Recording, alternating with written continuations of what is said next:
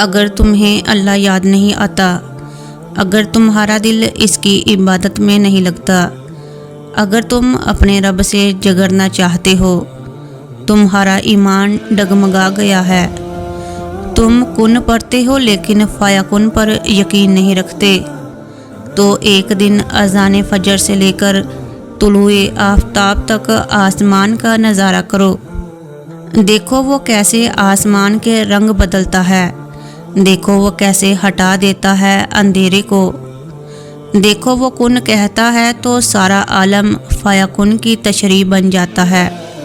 کیا وہ رب قادر نہیں کہ تم جو چاہتے ہو وہ تمہیں عطا کر دیتا ہے؟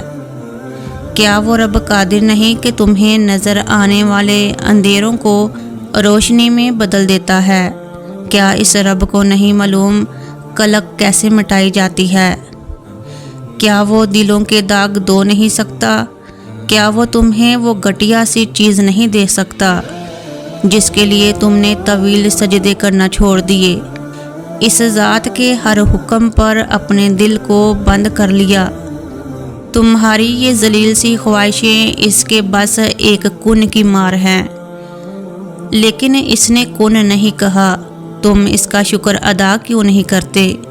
وہ نا اہل ماں کی طرح اپنے بندوں کی خواہشوں پہ کن نہیں کہتا۔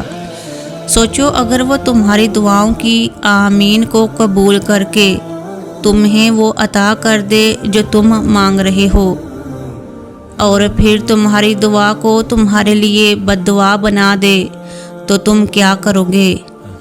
تم کہاں جاؤ گے؟ اس آسمان اور زمین میں اور کون ہے جو تمہیں قبول کی ہوئی دعا سے پھر بچائے گا؟ کیا وہ اللہ بہتر نہیں جانتا کہ اس نے تم سے تمہاری خواہشیں لے کر تمہارے لیے بہترین نہیں سوچ رکھا ہوگا؟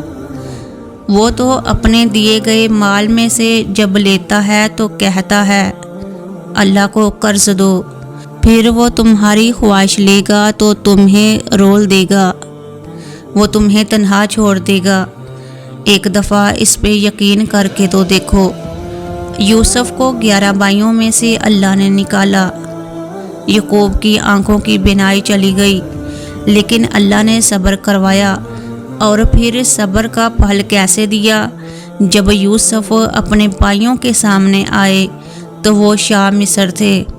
اللہ کی مصلحتوں کو تم جان سکتے ہو، اس نے یونس کو مچھلی کے پیٹ میں زندہ رکھا، وہ اس ذات کے پیارے نبی تھے، نبی بھی آزمائے گئے، تم تو ایک عام سے انسان ہو۔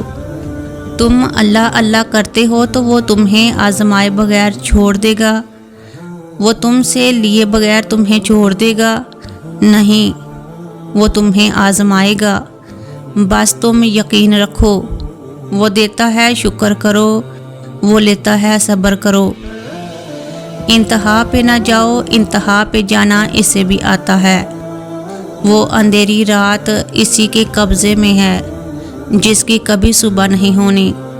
تو سنو، تم صرف اپنے رب کی رضا میں راضی رہو، وہ تمہارے لیے بے شمار آسانیاں پیدا کیے ہوئے ہیں، اور وہی رستہ تمہارے لیے بہترین ہوگا۔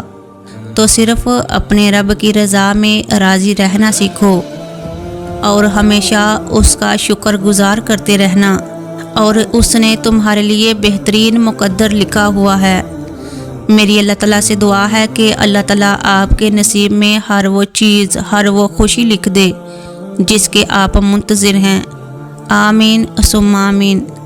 اگر آپ کو ویڈیو پسند آئے تو اپنے دوست احباب کو ضرور شیئر کریں۔ جزاک اللہ۔